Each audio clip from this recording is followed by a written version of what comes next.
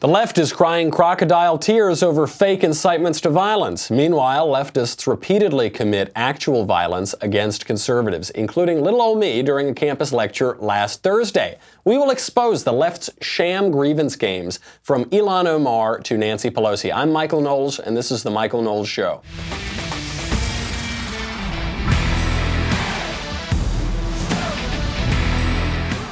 You never really want to be the story. I guess it makes show preparation a little bit easier, but we will talk about this because it fits into a broader story on left-wing violence and incitements to violence, because when I was giving a speech at the University of Missouri, Kansas City last week, some leftist wacko tried to attack me. We'll get to that in a second, but first, you ever buy something online only to find out later you missed a discount?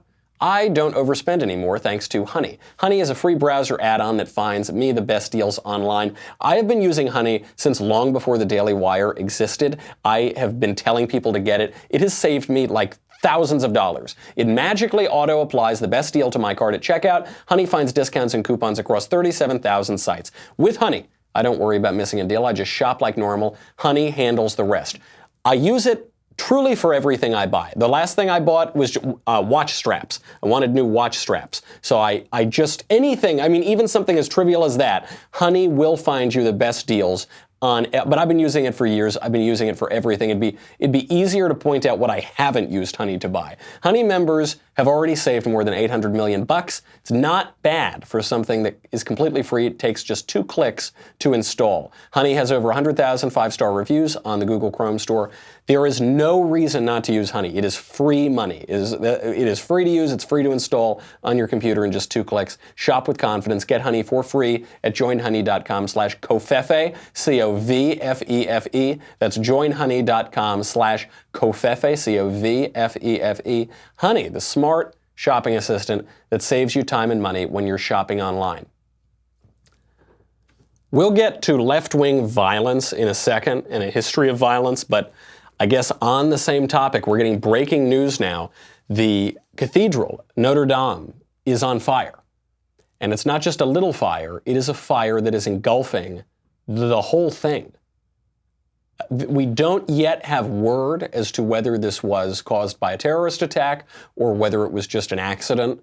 I know they're doing renovation on the cathedral. It looks as though one of the West's most important landmarks, one of the most important works of art in the history of Western civilization, is currently being destroyed. It is burning to the ground. I just looked up on the Wikipedia page for Notre Dame. The Wikipedia page now says Notre Dame Cathedral was a medieval Catholic cathedral on the Ile de la Cité in Paris. Was. This is just in the last few minutes that's being reported. We will update you as news comes in. It's being reported now as probably an accident. The only reason that terrorism seems possible, one, is because there have been a lot of other terrorist attacks in Europe and especially in France on important places. Also because today is the first day of Holy Week. Today's the Monday of Holy Week. Holy Week leads into the Passion, Good Friday, and Easter Sunday. To attack the Cathedral of Our Lady, that's what Notre Dame means, at the beginning of Holy Week would have a lot of significance. Even if it is just an accident, it certainly has a lot of significance to Christians around the world, and obviously to the people of France. So we'll keep you posted on that little bit of violence. As for, more broadly speaking, political violence in the United States, I guess I'm the story, today at least, because there was this event last Thursday at the University of Missouri, Kansas City. Many of you watched it. I was invited to give a lecture there on the topic, Men Are Not Women. Pretty basic topic. If you took a time machine back to 5 years ago and told people that that would be a controversial topic in 5 years, they would laugh in your face. So I go there and I give this talk. I try to give this talk. From the very beginning, there was a group of about a dozen leftists screaming like banshees, screaming so loudly the other people in the room could not hear it. Some of the people on video could hear because I was speaking directly into a microphone that was being broadcast. People in the room couldn't because these leftists screamed like hyenas consistently for about 20 minutes. Eventually they get up and they go to leave and they're screaming all these crazy things at me. And then from behind me, out of my periphery, some leftist thug wearing a face mask, the bandana, comes in and he squirts some unknown chemical at me, which had a very strong smell and it had a weird color. What he didn't realize is that the police were right by that door. They dropped him to the ground in a matter of seconds. They arrested him very quickly. He was fighting back. He did not count on there being any consequences to this. So I went on. I made some jokes about it and tried to push on with the speech. It was first then reported that it was paint that the guy tried to spray on me. That's kind of what I thought it was. Then a lot of people in the room who were closer to where the super soaker full of this chemical were reporting that it was bleach. So obviously it seems like the authorities in the room thought that this could be a dangerous chemical, which is why they responded so quickly. We later found out it was non-toxic household chemicals. It seems pretty clear that the kid, this attacker, was trying to give the impression that it was some sort of dangerous chemical, but he wanted to avoid multiple felonies on his record. So probably that was smart for him. Regardless, the point of this is pretty clear. First of all, it could have been anything that he was hurling onto a conservative speaker. And what it really seems to be is a warning shot, which is that if you don't shut up, if you don't kowtow to leftist orthodoxy, you will be intimidated, you'll be shouted down, and ultimately you'll be physically attacked. Don't forget, they didn't start out trying to physically attack me. They started out just trying to scream me down and hoping that I would leave and shut up. Only when I didn't do that did this guy bust in and try to hurl some liquid on me. That was the ultimate point. So we know that this kind of violence has happened at universities. I'm not the first conservative speaker to be attacked. Charles Murray's been attacked. I think Christina Hoff Sommers was attacked. This has happened at other places. The more shocking thing here was the response. The response of the university, the chancellor of the University of Missouri-Kansas City, Molly Agrawal, and the response of the Kansas City Star, and the mainstream media more broadly. What the left is doing here is trying to equate violence with nonviolence. That's the big takeaway.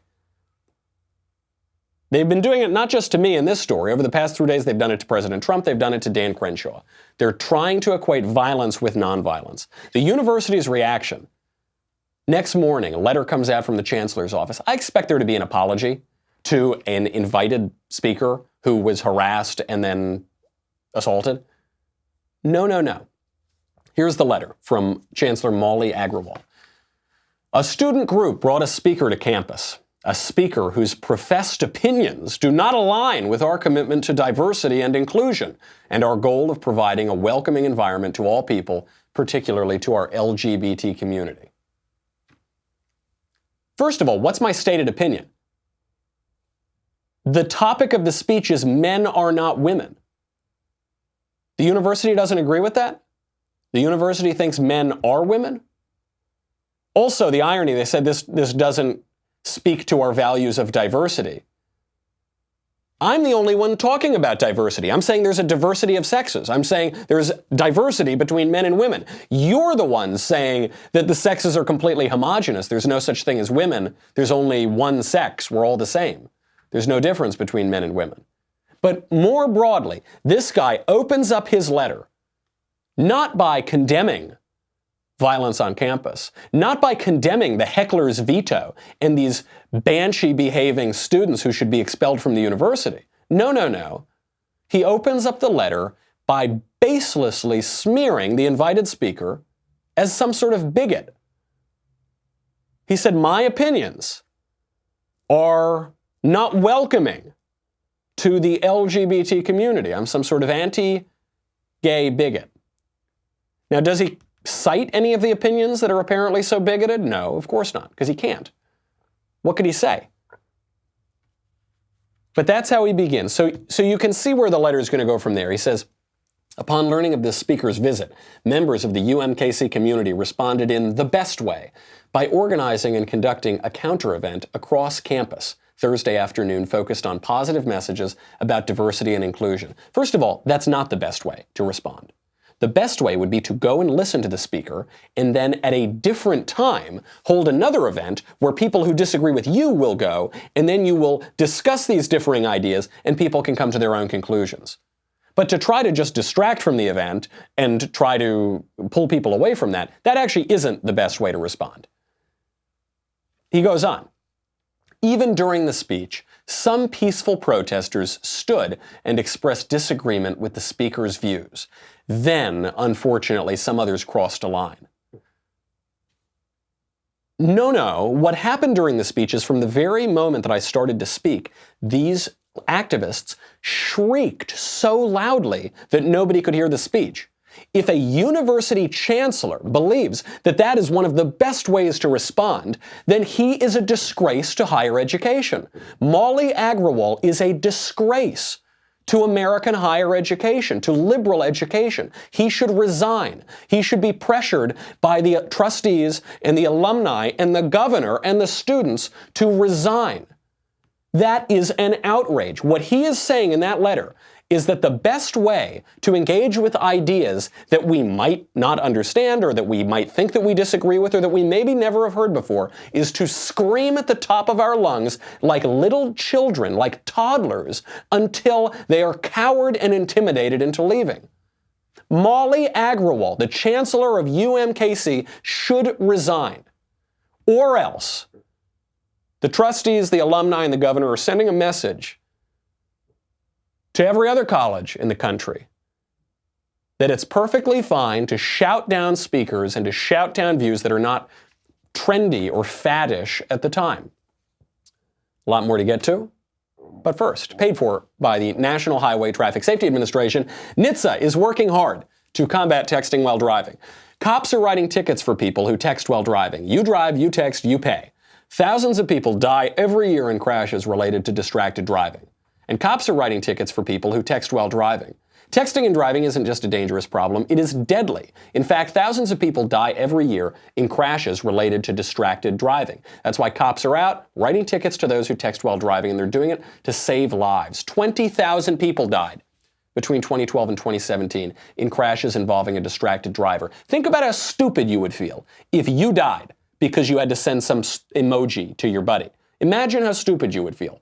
And imagine how much worse you would feel if you caused harm to somebody else, if you, God forbid, killed somebody else because you had to send one text. Don't do it. If you text while driving, you will get caught. You drive, you text, you pay. It's not just dangerous, it is deadly. When you drive while distracted, you're 3 times more likely to crash. Far too many people still don't recognize those dangers. When you take your eyes off the road to text for 5 seconds at 55 miles an hour, that is like driving more than the length of a football field with your eyes closed. If you text while driving, you will get caught. You drive, you text, you pay.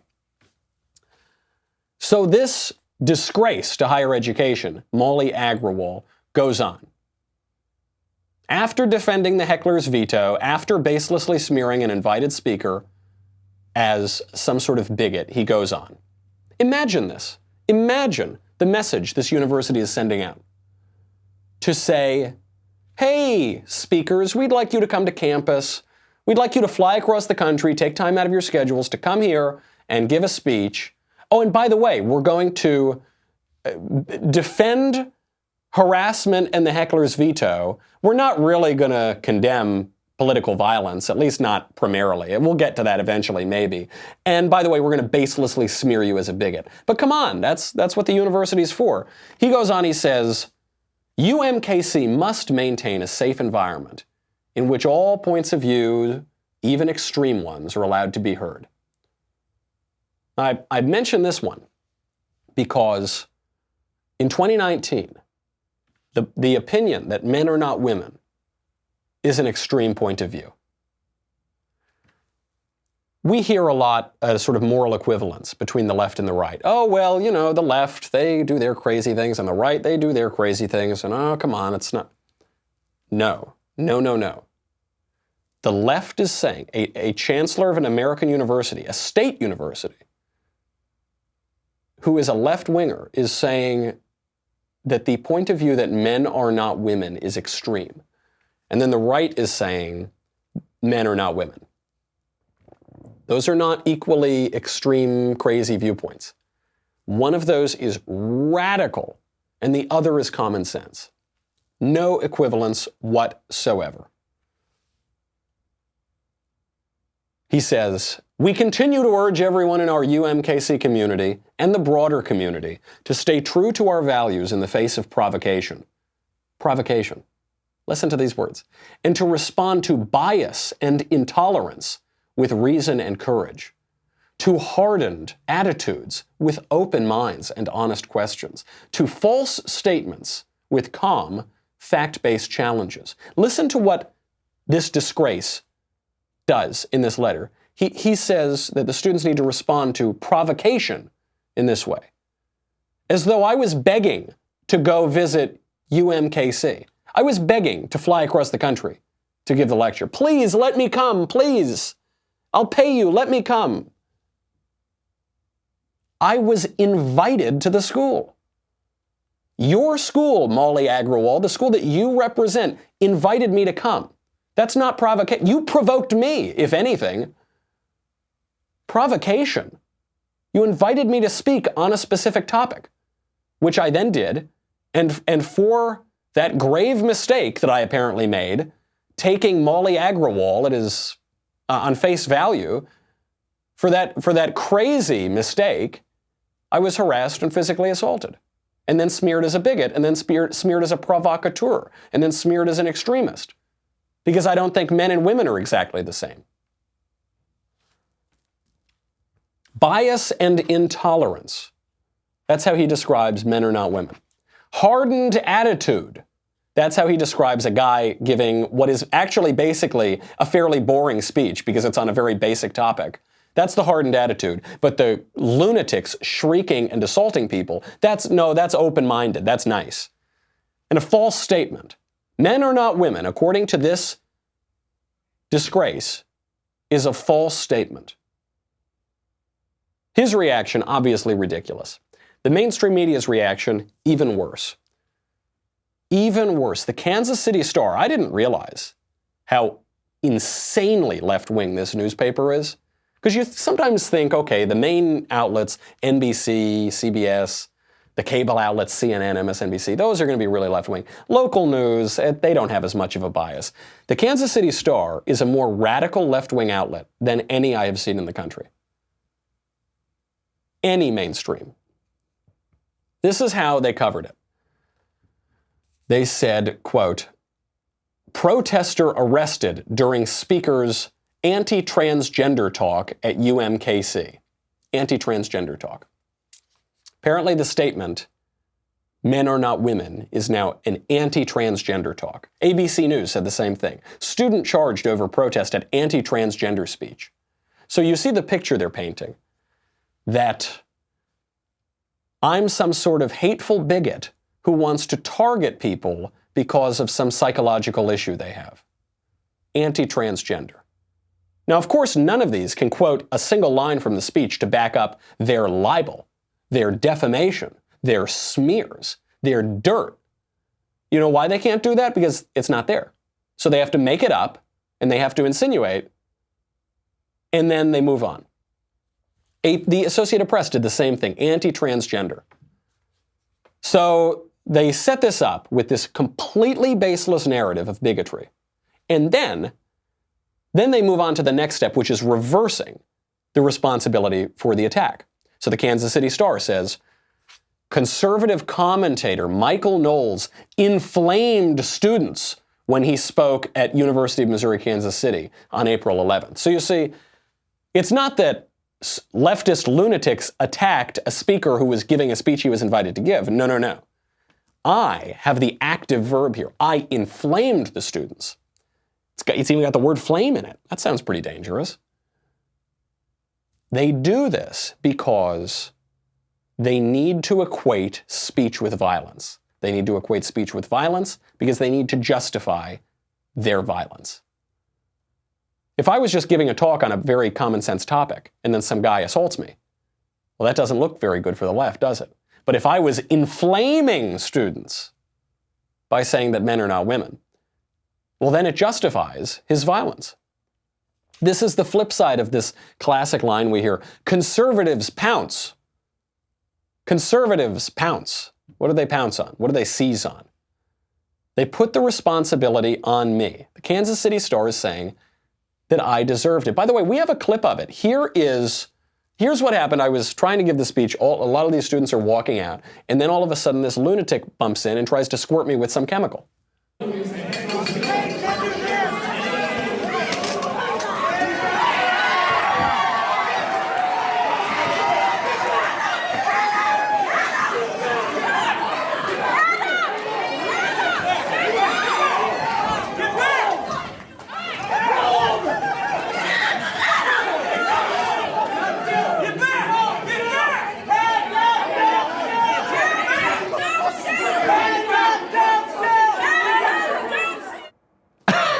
Okay, I'm laughing at their reaction at the end. This masked lunatic comes in with this squirt gun full of we didn't know what chemical and shoots it at me. And then the cops thankfully take him down. And then they start yelling, hands up, don't shoot. Not at the guy who shot the thing out of the squirt gun, but at the cops who were taking him down, the masked assailant. And they were using a line that never happened in the first place. Hands up, don't shoot. This was a fiction pushed by the violent left to gin up sentiment against cops who they said wrongly shot Michael Brown. When was that? 2015. Total fiction. Did not happen. Read the grand jury report. But that's the power of a narrative. So you see there. Is there any inflaming? Is there any? No. This masked lunatic busts in. Thankfully, the cops take him down. You see it on the video. There's video of it everywhere. Okay. Then the KC Star goes on. Kansas City Star says, protester at right-wing UMKC event arrested. But was the speaker hoping for a disruption? Young woman wearing a short skirt was raped, but was she asking for it? That's what they're saying. That is the exact logical progression that the Kansas City Star is saying. Mike Fannin is the editor of the Kansas City Star. That's what he's saying. Hey, Michael, your skirt was awful short. Weren't you asking for it? Weren't you hoping to be yeah, you probably loved it. You probably loved having a masked assailant come in and squirt you with an unknown, strange-smelling, weird-colored chemical. You probably loved that, huh? Mike Fannin, Kansas City Star editor. He starts out, quote, an anti-transgender speech delivered at the University of Missouri, Kansas City was orchestrated by an outside conservative group attempting to cause disruption, student leaders said Friday. Now, I was there. I remember I got the invitation and all. None of that is true. Not only is none of that true, it's all demonstrably false. One, the speech was not derogatory toward any transgender people. It was not orchestrated by an outside conservative group. We were invited by student conservatives on campus. They weren't attempting to cause disruption. We were going to hold a private event where we were lecturing on this topic, that men are not women. We didn't tell the assailants that they had to come in and shoot us with chemicals. We didn't tell people they had to come in and scream like banshees the whole time. But the Kansas City Star says, well, some student leaders said that. And so, I don't know. I mean, they said it. So if they said it, right? I mean, we don't care if it's true. We're not journalists. We're propagandists for the extreme left. Mike Fannin, Kansas City Star. This was an event to make us look bad, said Justice Horn, who is the first black openly gay president of the UMKC student body. Okay. They used our platform. They used our name to bolster themselves. Horn said he believes a right-leaning outside group targeted UMKC as a place of diversity and inclusion in an effort to polarize the campus and make it appear intolerant. We made them appear. We made them appear to be masked assailants shooting chemicals at invited guests. We made them appear to be screaming hyenas who cannot tolerate any lecture going on that contradicts their orthodoxy. So they have to come, show up to these other people's lecture and scream and shout the whole time. And I guess we made them do it. It's probably selectively edited video, right? Isn't that right? It's probably deceptive, right? No, it's on video. You can see it. But this is what they do. They can't take responsibility for anything. So they say, oh, you made us appear intolerant. We didn't have to make you appear intolerant. You did just fine all by yourself. It goes on. Kansas City Star, Mike Fannon's the editor. About 20 minutes into Knowles' speech, laced with disparaging comments about transgender people, audience members began to boo. Again, that isn't true. The heckling and the harassing and the shouting and the screaming started immediately. Also, show me one disparaging comment about a transgender person in my speech. Show me one comment. Mike Fannon, editor of the Kansas City Star. Total hack. None. And then, so after all of that, after they tried to put the blame on student conservatives who invited me to come speak, on the people who were just peacefully trying to listen to the lecture, and on me, who got squirted with some unknown chemical, after trying to say that it was actually our fault, because we were asking for it, because we were wearing short skirts or something, after all that, then they just try to mock us. So this is my favorite one. Again, Kansas City Star editorial board. Mike Fannon's the editor.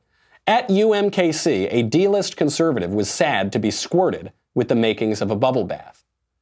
You see, because it was non-toxic household chemicals. So it was the makings of a bubble. I was sad. D-list conservative. By the way, I've always prided myself on being a C-list conservative.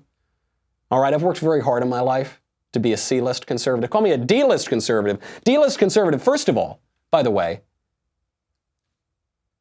apparently I'm a prominent enough conservative for the Kansas City Star to write 3 separate editorials and op-eds in one day trying to deride campus conservatives, trying to smear us as bigots, and also publishing obvious untruths. I wonder if there's any legal consequence to publishing untruths about people that are defamatory. I don't know. I wonder. Got to worry about that. He goes on. Knowles couldn't wait to claim victimhood. This is a tiny tit for tiny tat. It's the mutual trollery referred to as the debate over free speech on campus. There's no mutual trollery. A conservative was giving a speech at a university. Leftists attacked that speaker. That's not a tit for tat. That's not a tit for tat. You hacks. But this is what they do. It's not just about me. It's not even just about the other speakers who get attacked on campuses. This goes all the way up to Congress. This goes all the way up to the White House. This is what the left has been doing for 50 years. And we are now seeing the fruit of their ideology, which conflates speech with violence. We'll get to it in a second, but first, got to go to dailywire.com if you want to watch the rest. $10 a month, $100 for an annual membership. You get me, you get the Andrew Klavan Show, you get the Ben Shapiro Show, you get the Matt Walsh Show, you get to ask questions in the mailbag coming up on Thursday, you get to ask questions backstage, you get the Leftist Tears tumbler. This is very important. Apparently, if you're ever passing through Kansas City, you're going to want to have your Leftist Tears tumbler with you. This is very, very important stuff. I figured the state of Missouri, a pretty normal state. Apparently not. Apparently, there are a lot of leftist lunatics there. You got to make sure you have your Leftist Tears tumbler. We'll be right back with a lot more.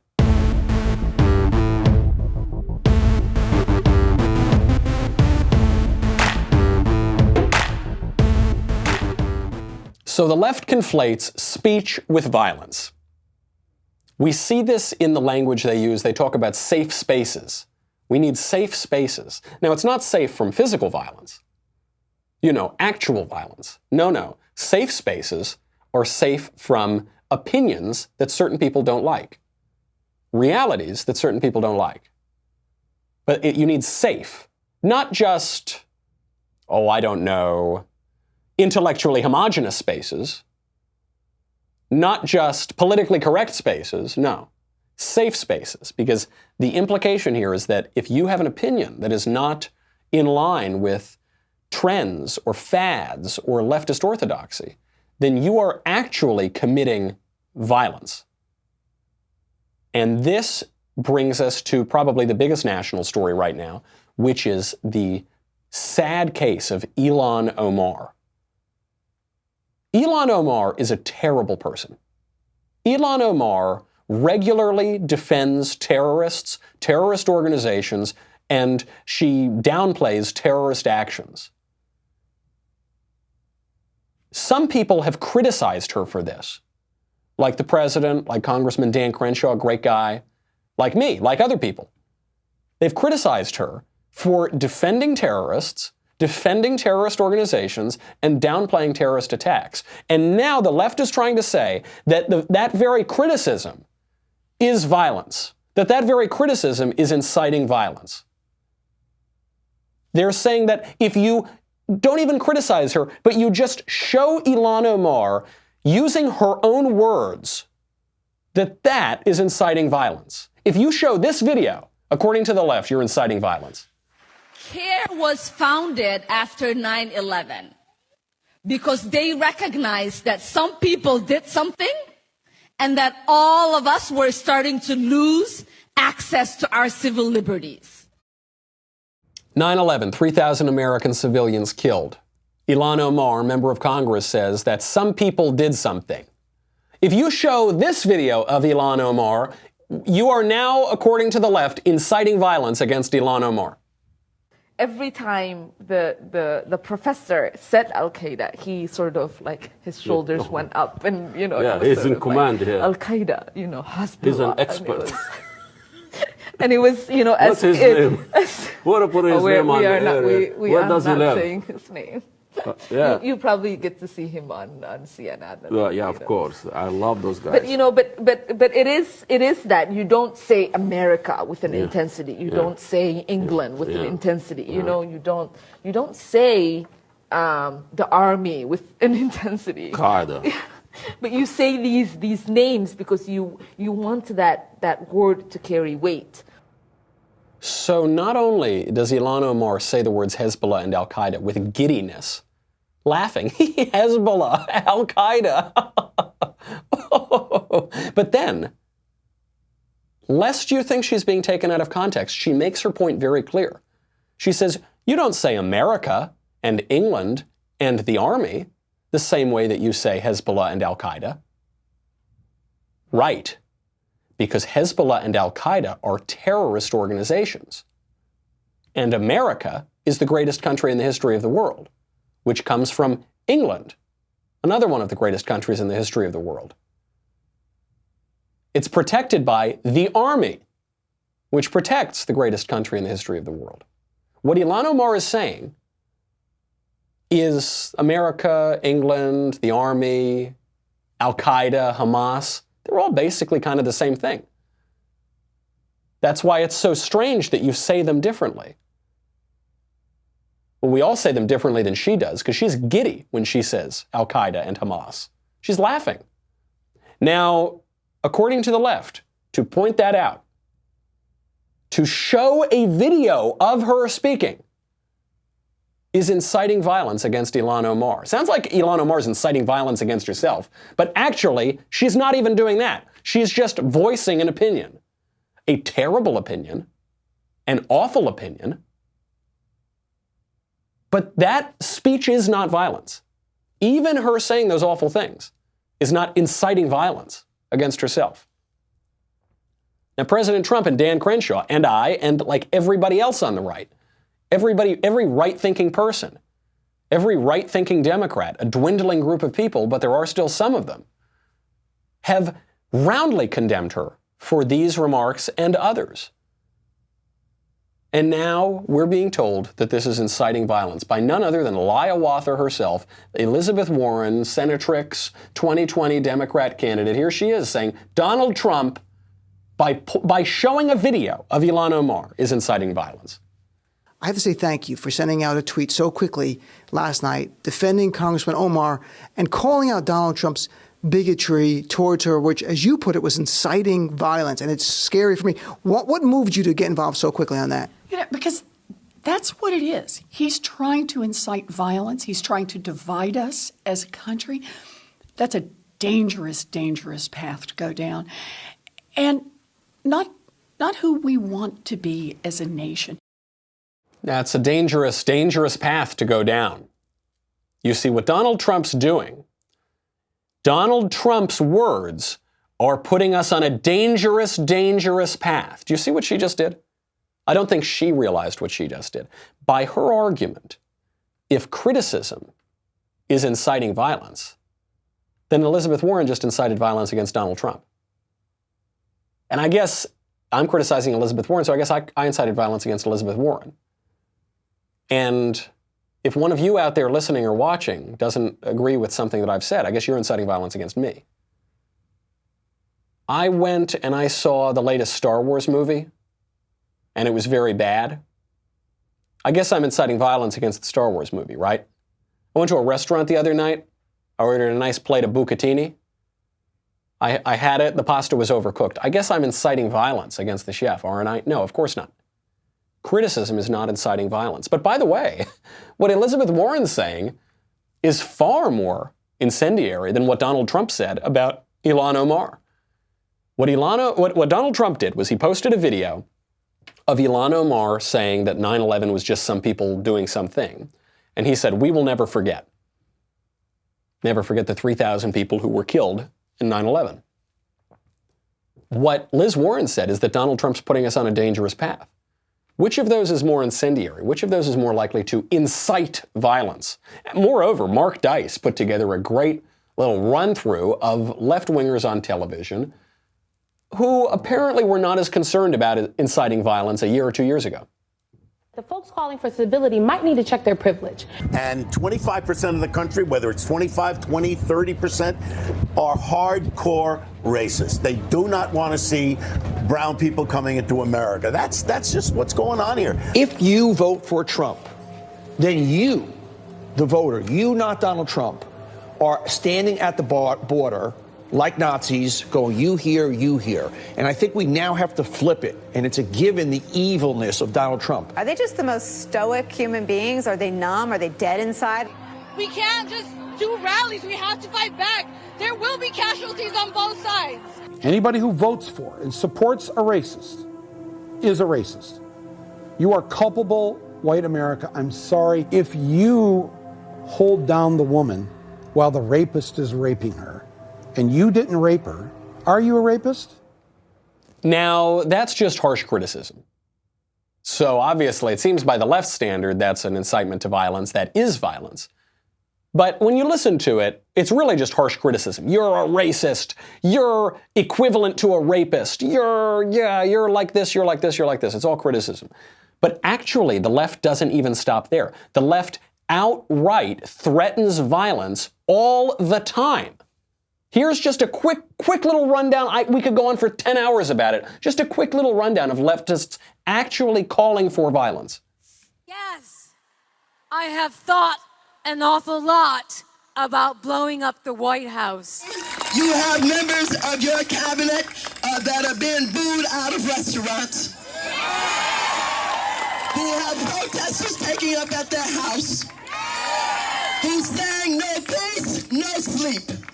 No peace, no sleep. And guess what? We're going to win this battle. New details today on the incident that left Senator Rand Paul with 6 broken ribs. This might be one of my favorite stories, although, of course, we don't want to. Clearly, Senator Paul is still struggling. Kristen Walker, how do you resist the temptation to run up and wring her neck? You cannot be civil to a political party that wants to destroy what you stand for, what you care about. That's why I believe if we are fortunate enough to win back the House and or the Senate, that's when civility can start again. When was the last time an actor assassinated a president? When was the last time an actor assassinated a president? Those are major left-wing donors, major left-wing celebrity spokesmen, major left-wing politicians, Maxine Waters and Hillary Clinton, major left-wing media figures. Casey Hunt was that, I think, on MSNBC, one of those left-wing people, one of those left-wing mainstream media talking heads. The left is more violent than the right. There is some violence among right-wingers. There is much, much, much more violence on the left. And so, what the left must do is equate speech with violence. Because there are a lot more logical arguments coming out of the right. There's a lot more civil discussion coming out of the right. And so, if the tools that are being used here to fight this cultural battle are, on the right, generally speaking, arguments, and on the left, generally speaking, hysterics and threats and acts of violence, then the only way that the left can possibly win in the court of public opinion is to equate speech with violence. So that's what they have to do. That's what they're trying to do. It's what the Kansas City Star is doing. That's what Chancellor Molly Agrawal at the University of Missouri, Kansas City is doing. He's doing it more subtly. He's doing it more tacitly, but he's doing it nevertheless. That's what the people defending Ilhan Omar are doing. Mainstream media, elected Democrats. I got to tell you, how long have I been involved in politics? How long have we been doing this show?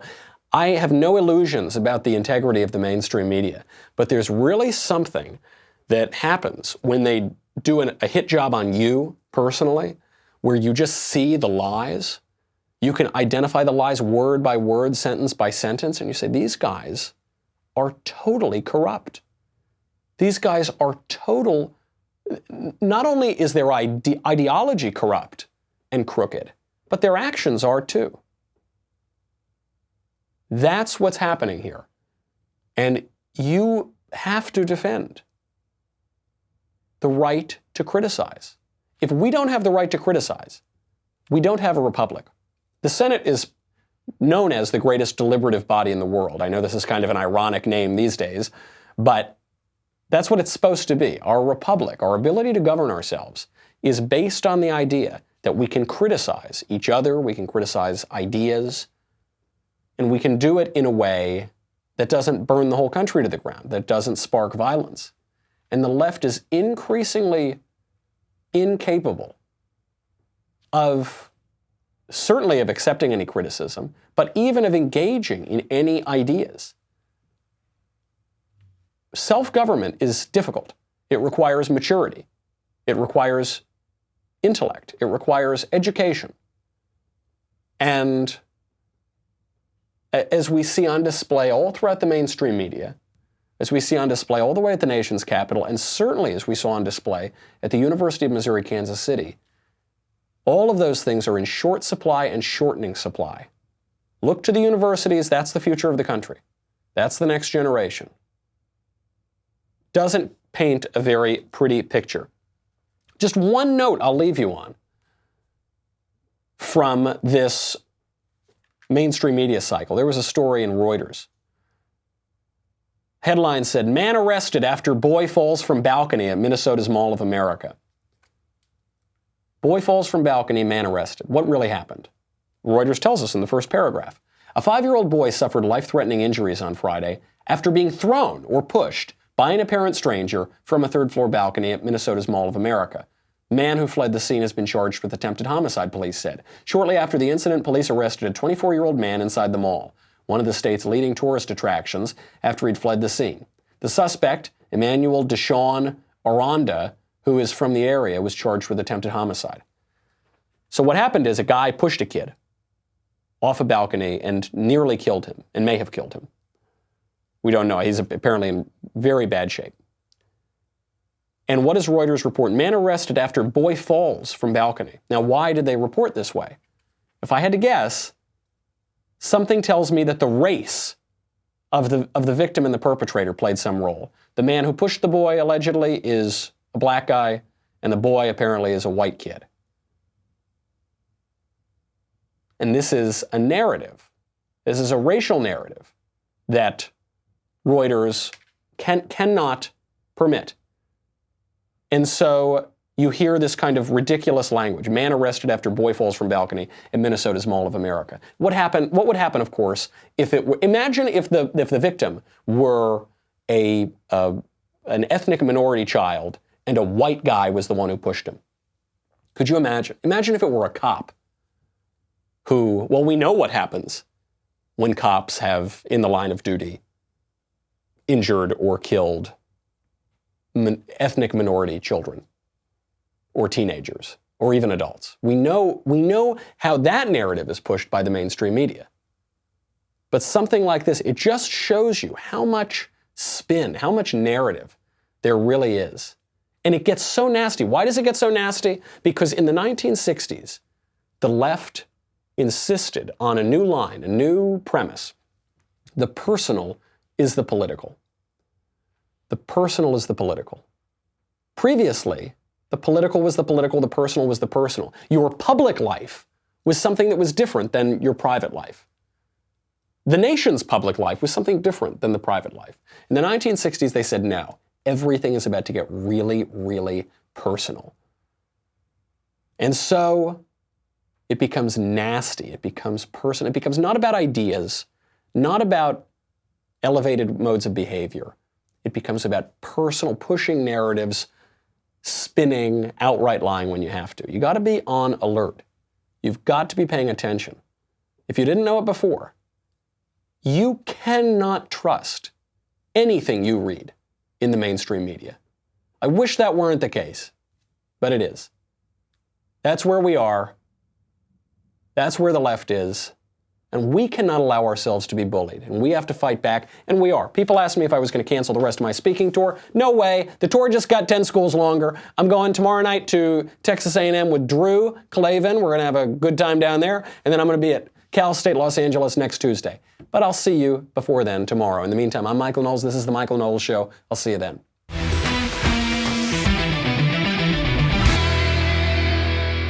The Michael Knowles Show is produced by Robert Sterling. Executive producer, Jeremy Boring. Senior producer, Jonathan Hay. Our supervising producer is Mathis Glover. And our technical producer is Austin Stevens. Edited by Danny D'Amico. Audio is mixed by Dylan Case. Hair and makeup is by Jesua Olvera. Production assistant, Nick Sheehan. The Michael Knowles Show is a Daily Wire production. Copyright Daily Wire 2019. Hey guys, over on the Matt Walsh Show today, well, the Democrats, as I'm sure you've been seeing, they're claiming that conservatives incite violence against Ilhan Omar by criticizing her and her reprehensible comments that she made about 9/11. Well, this is just a dishonest, deceitful ploy, and it's all about shutting down free speech. That's all it's really about. We're going to talk about it. Also, on a positive side, I want to talk about one great thing about America that I think is embodied by the reaction to Tiger Woods' big Masters win yesterday. And finally, I got one of the most disturbing pieces of hate mail I think I've ever received. And this is from a deranged dog lover who's upset because I criticized dogs. And I don't know. I just want to share it with you because it's something else. We'll do all that today over on the Matt Walsh Show.